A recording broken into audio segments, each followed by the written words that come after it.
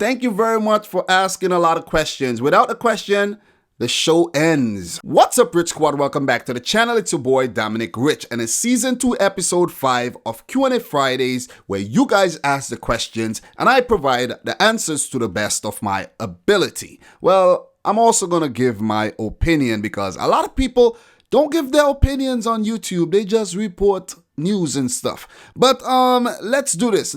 You guys ask a lot of questions this week. So grab a snack and a cup of your favorite beverage, a bottle of it if you want, and sit back, relax, and enjoy. Also, I won't be doing much editing to this video. I don't have the time right now. I want to get this episode out to you guys for you to enjoy. So I realize the more work I put into something, the less I get out of it, if you understand what I'm saying. So last time around, I didn't edit the video. I just cut it and put it out. I made sure it sounded clean and bam, and it did well. It did well. You guys responded very, very well. So I'm going to do it again. Anyways, let me stop talking. Let me get into these questions. Okay, let's start with the two first questions, and they're related, but they are some really good questions. So we have Blake Taylor asking, how do you feel about the U.S. women's national team beating Thailand 13-0? How I feel about that? I'm happy for the U.S. women's team because what if it was Thailand who beat the USA? Then a lot of people would have been talking and criticizing the ladies, but they went out there and they completely smashed Thailand, and they still came under heavy criticism for not taking their foot off the gas. Like, why would you take your foot off the gas? I'm a sportsman myself. I played cricket, and when we met weaker teams, man, we just smashed them, we celebrated, and we never took our feet off the gas. We just kept going, and we won the game. Because if you take these smaller teams lightly, they can upset you. And yes, I played cricket. I did not play football. Nothing's wrong with that. So I have no problem with what the U.S. women's football team did. I have no problem with that. They went out there, they played their game, and they won it 13-0, a record scoreline. So great question, Blake Taylor. So we have the next question from Advenko, and he asked, is it disrespectful to continue celebrating goals when you're smashing your opponent by a large scoreline? Is it disrespectful? I don't think so. Because if those same opponents were smashing you and you're the stronger team, they will be celebrating like crazy. So what makes a difference that, you're the stronger team? I will celebrate. I don't care. I'm not going to underestimate my opponent. I'm going to go out there and I'm going to smash them. Seriously, I'm going to smash them. I'm not going to kill them, but I'm going to smash them, and I'm going to celebrate every single goal. And the U.S. women's team, their celebration wasn't even over the top. It wasn't over the top like people are saying. What are you supposed to do? Score and not celebrate? Like, you got to be happy that you're scoring so many goals, getting yourself in form and everything. Like Alex Morgan, she scored 5 goals. So why not celebrate that? The team scored 13 goals. That's a record. You have to celebrate that. And what if they took their foot off the gas, right?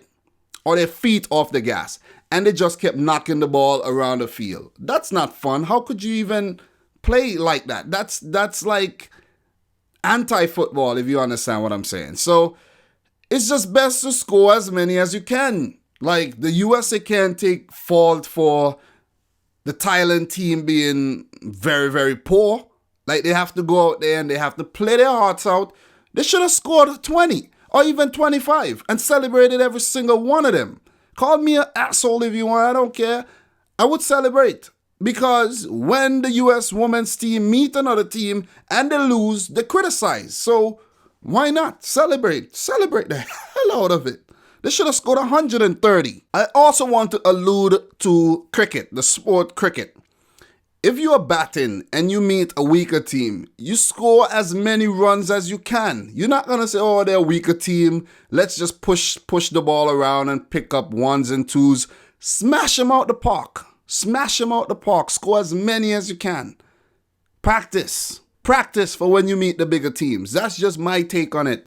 If you have a different opinion, let me know in the comment section down below. I did watch the replay and the Thai team looked really, really bad. They look poor. Should they even be at the World Cup? The World Cup should not have been like expanded. It should have been the best teams in the world play at the Women's World Cup. It should have been like the 16 best teams and not 24. The US women's soccer team meets Sweden and Chile in the group. So let's see how they do versus those two teams. Will they smash them again 10-0 or 11-0? Or would they get their ass whooped and come on the criticism still?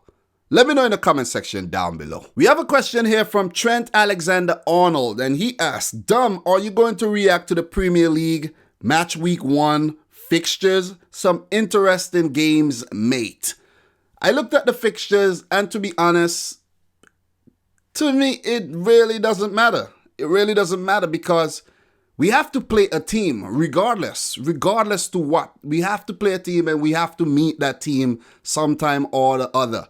It's up to the teams to prepare themselves adequately to meet whoever they were put up against in the opening day of the season. You can't say, oh, I got Chelsea and, oh man, that's a rough fixture. You're not guaranteed to get a weaker team on the opening day. So come on, for the fixtures, I'm not too crazy over the fixtures because then whenever the other fixtures come out for like the Champions League, the League Cup, FA Cup, then is when the fixtures will really mean something. But right now, they're just fixtures. They're just fixtures.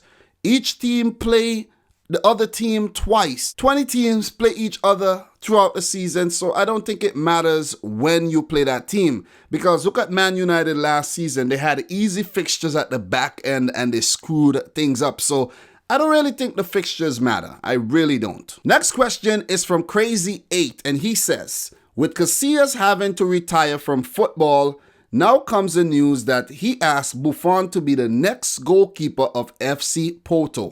For you, who is the best goalkeeper of the 21st century, Buffon or Casillas? In my opinion, it has to be Buffon because of the titles he won with Juventus and how long he's been at Juventus too. He's lasted. He's lasted and survived the test of times. While for Casillas, despite him winning, and again, Buffon did win a World Cup with Italy too. Casillas won a World Cup with Spain. He won the Champions League with Real Madrid, but Buffon didn't win the Champions League. So that's the only thing missing from his cabinet, the Champions League. Casillas, he was really good at Real Madrid. Then he fell down the pecking order. He ended up at Porto. Buffon, however, he chose to move on at the age of 40 plus. He went to a big club, PSG. Porto is a big club, but PSG is a bigger club. So Buffon went to PSG, didn't work out too well, and he moved on as well. Where will Buffon end up next? FC Porto? I don't know. I haven't been researching on Buffon. But Casillas, he recently suffered a mild heart attack and his health is not too up to par right now. So I did not read anything that he retired. So thanks for the information. I have to double check that. But out of Buffon or Casillas, I'll have to go for Gianluigi Buffon as the current best goalkeeper of the century. If you want to compare him with Casillas and forget about all the rest goalkeepers. So there you go. There's my answer. Thanks for the great question. We have a question here from Amir Tube, and he asks, forget about the rest of the year and imagine the Ballon d'Or ceremony is tonight. And the fact that you say that, I actually wanted to do a Ballon d'Or shortlist, like an early one. But then we have so many tournaments going on right now. I'm saying, should I wait until like July? But by then, a lot of people would have already make videos like that and the hype would kind of die down. But I'll see how that goes. But anyways, he says, from FIFA's perspective, who do you think is the most realistic choice to win it? Great question, Amir. Great question. I should have had a 30-man Ballon d'Or shortlist ready for you. I made a video already talking about, well, in the Q&A, I answered a similar question talking about the Ballon d'Or. And I said it was down to Van Dijk, Messi, Ronaldo, Kylian Mbappe, and I think the final name on the list was Eden Hazard. Right now, if I have to pick one, well, you could throw Bernardo Silva in there now.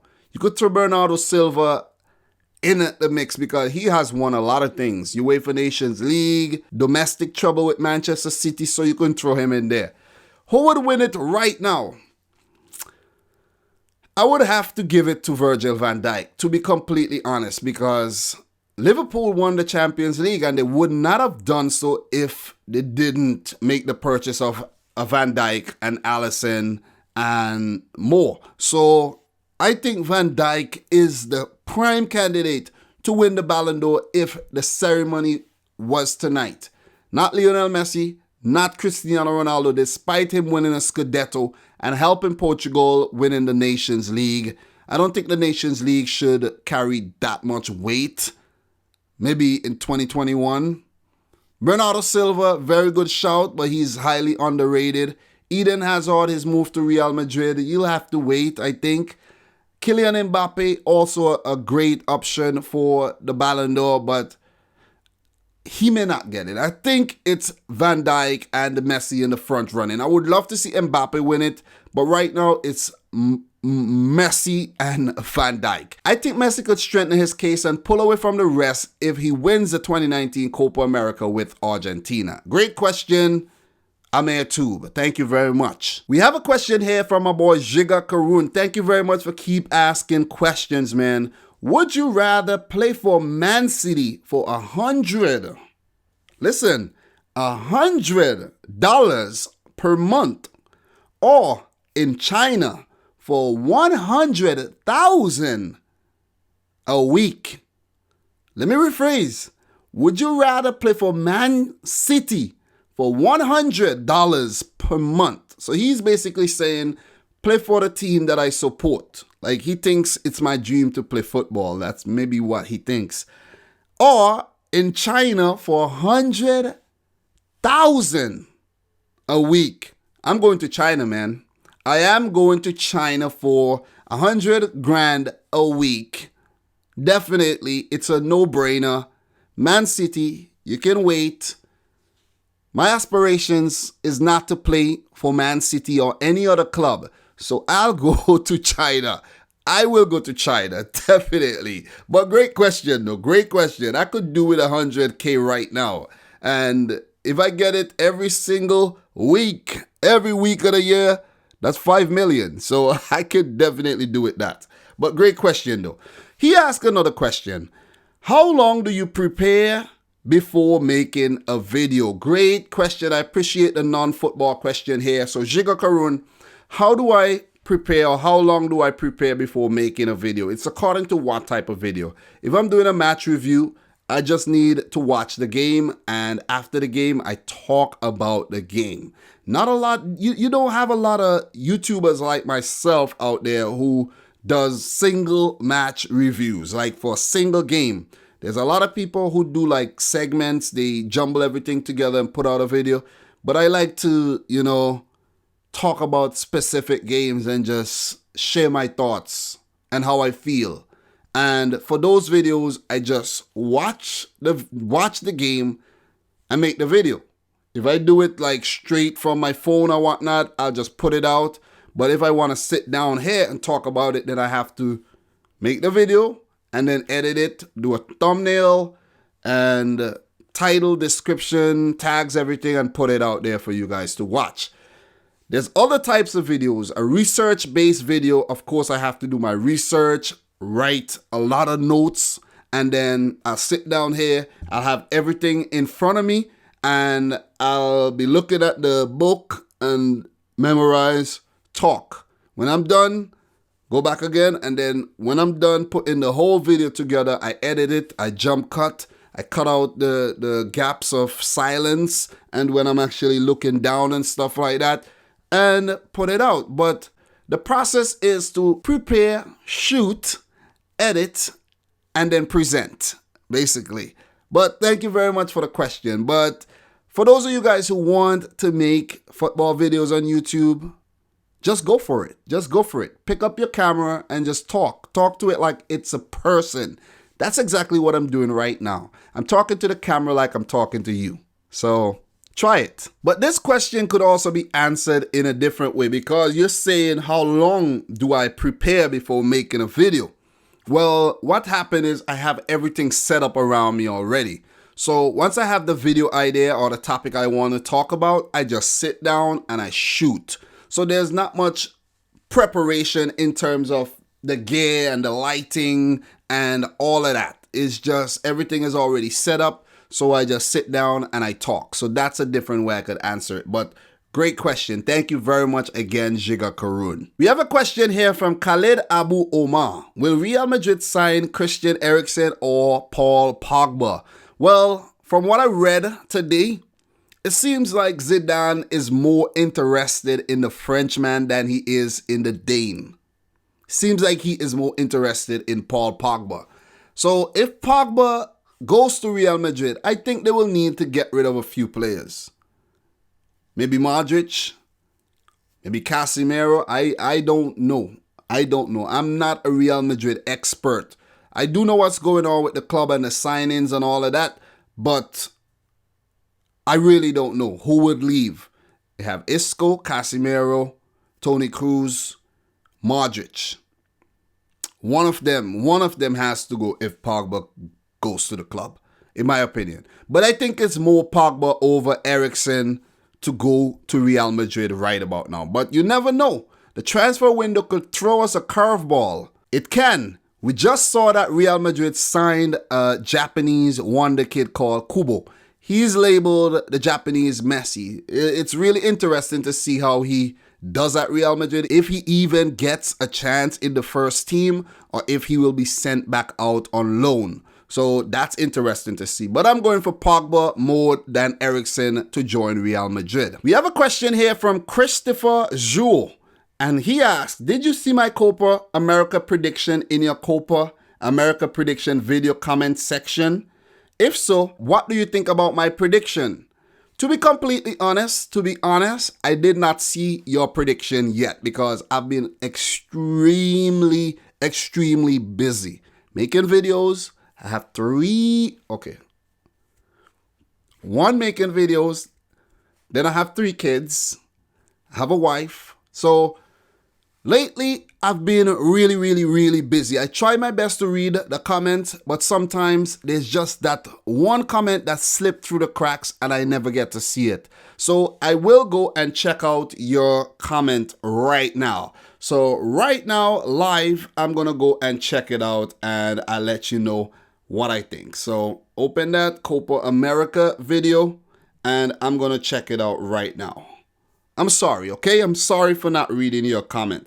Okay, so Christopher, where is your comment? Okay. Looking for it.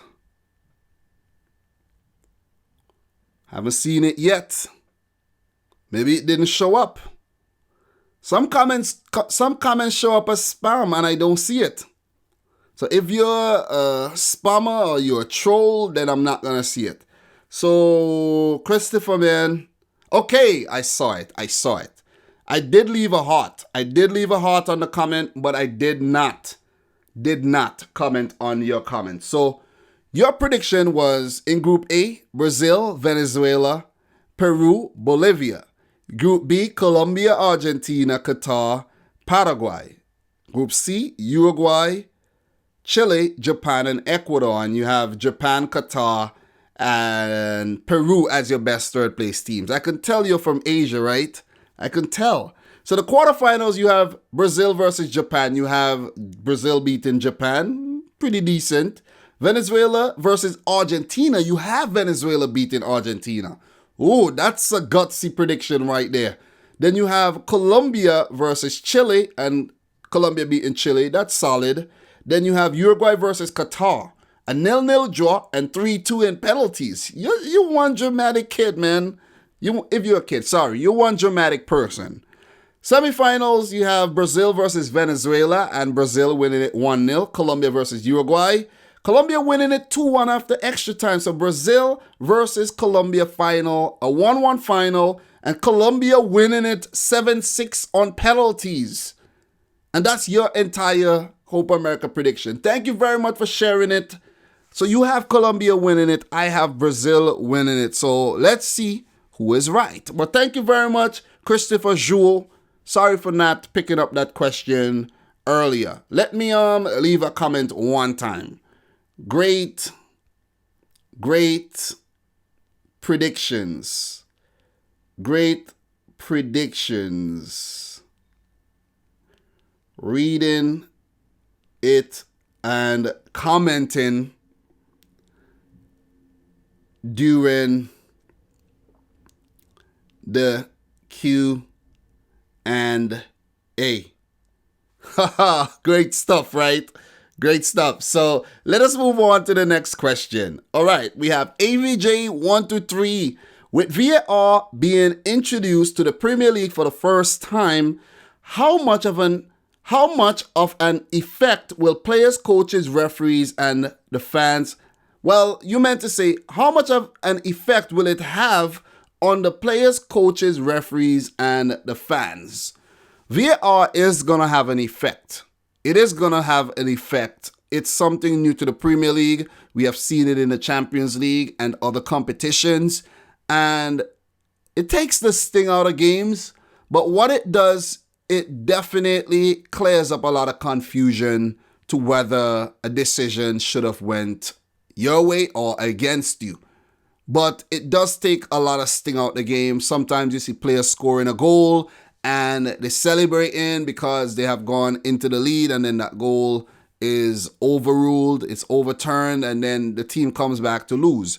I could remember clearly the Man City versus Tottenham game. We could have gone 5-3 up when Sterling scored that goal, and Pep Guardiola, everybody was celebrating. I was going crazy at work. And then VAR overturned the goal. It was an offside, they overturned the goal, and I was shattered. So that's what I think VAR does. But otherwise, I do like VAR. I really hate when a game, like we got a result and you should have won, but the decision did not go your way. Handball decisions and all of that, it does help.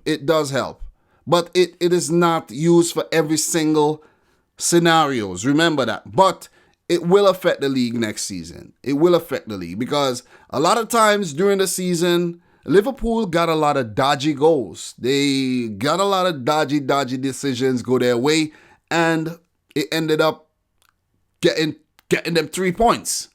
So all of that is going to be weeded out of the game. So thank you very much for the question. I think it's going to affect the fans adversely in those instances. But all in all, I think most people want VAR because now we will get to see what the decision should be and what it shouldn't be, if you understand what I mean. We've already seen the effect of VAR. But great question. So we have a next question here from Kyle Mukayan. And he asked, Dom, not taking longevity into account, but at a player's peak, in my opinion, Ronaldinho is the greatest player ever. Who, in your opinion, at their peak was the best ever? Well, longevity, I understand what you're saying, but it's a difficult question. It has to be between Cristiano Ronaldo and Lionel Messi. But I will go for Messi here because he has been winning titles after titles for Barcelona. Cristiano Ronaldo didn't win a lot of La Liga titles with Real Madrid, while Messi has won quite a bit. Has to be like over 10. So I'm going to have to go for Messi at his peak. And some may say Messi might be at his peak still. Because the numbers, I'm not going to say he's going to get better, but he has got to the peak and he is plateaued. So he's like so high up the tier. He's so high up there. It's like a upper echelon that Messi is in, and he's plateaued, meaning that he's not reaching his peak and then going down. He's reaching his peak and he is going across. And when he gets to that age where he's going to decline, then the plateau is going to start going down again. But I'm going to have to say Messi here. Ronaldinho was great at his peak. Believe me. Ronaldo, R9 as well, was very, very good.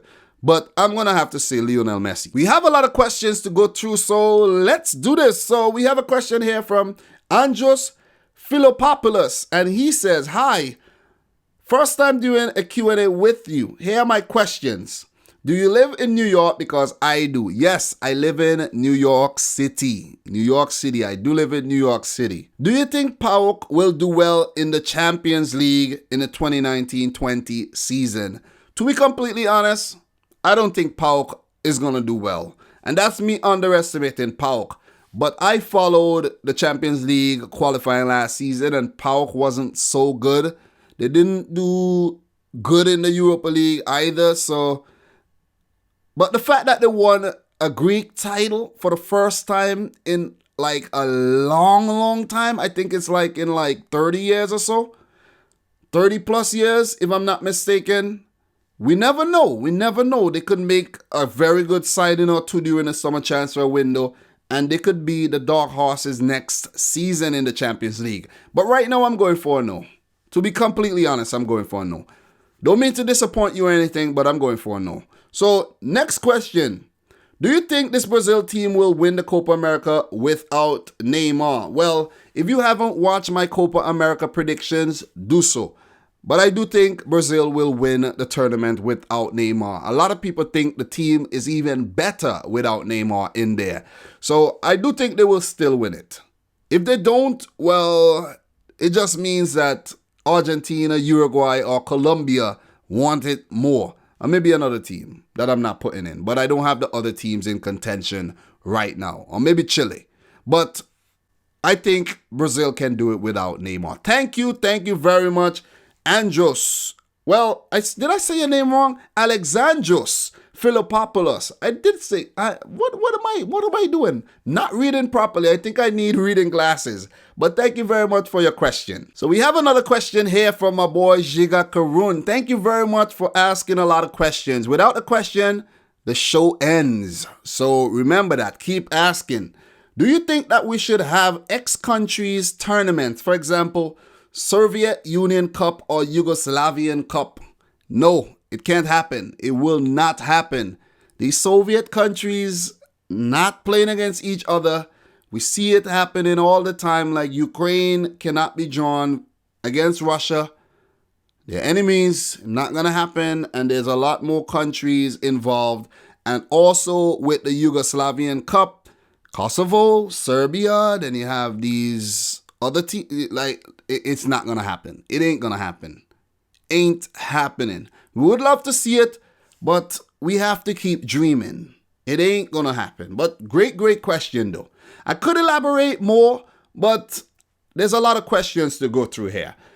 You also have another question, Giga Karun. How much will Real Madrid spend this summer? They have already spent 300 million euros plus. I think Real Madrid are going to spend around 500 million, $500 million. And they might get rid of a few players and it's going to balance out the spreadsheet a bit. But Real Madrid didn't spend a lot last season. They sold Cristiano Ronaldo. They made money and they have money. So the spending is probably most likely justified. And they will spend more because they would want to win La Liga. They would want to win the Champions League again. And they won't want to get knocked out by teams like Ajax. Not to underestimate Ajax, but come on, guys. Real Madrid were the favorites in that game, in that tie, and Ajax defeated them. So that was a wake-up call for Real Madrid. So, great question. I do think they will spend more, $500 million this summer transfer window. And I want to see if people are going to actually talk about the amount of money Real Madrid has spent, just like they talk about Manchester City. Stupid people. Well, if you're watching this, I'm not talking about you, the people who are not watching this. Okay? All right? So, We have a question here from Adam Opasic, and he asks, what are you going to post on your new channel? By the way, I like the name. The name of the channel is Domination, like Domination.